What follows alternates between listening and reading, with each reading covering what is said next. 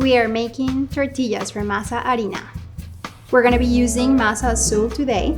They're 1-to-1 ratio. 1 cup of water per 1 cup of Masa Harina will give you 10 tortillas. Don't worry, you can never overmix this. What you're looking for is a consistency like fresh Play-Doh. It's not gonna stick to your fingers. We're gonna make a ball and we're gonna press it. And if the edges look clear, that means our masa is properly hydrated. Now we're gonna roll out our dough balls. The size of a golf ball, cover with a moistened towel to keep them fresh. Put our dough ball in the middle of the liner and press slightly.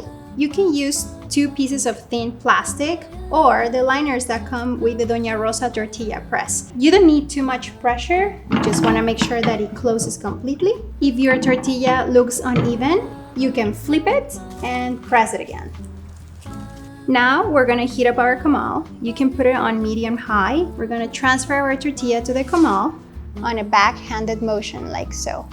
We want to sear our tortillas for 20 seconds and then flip it on the other side. Now we're gonna let it for another 20 to 30 seconds on this side. We're gonna flip it for one last time and we hopefully see a puff. Now we're gonna transfer our tortilla to our tortilla warmer for a final steam. Now we're gonna try it. Yum!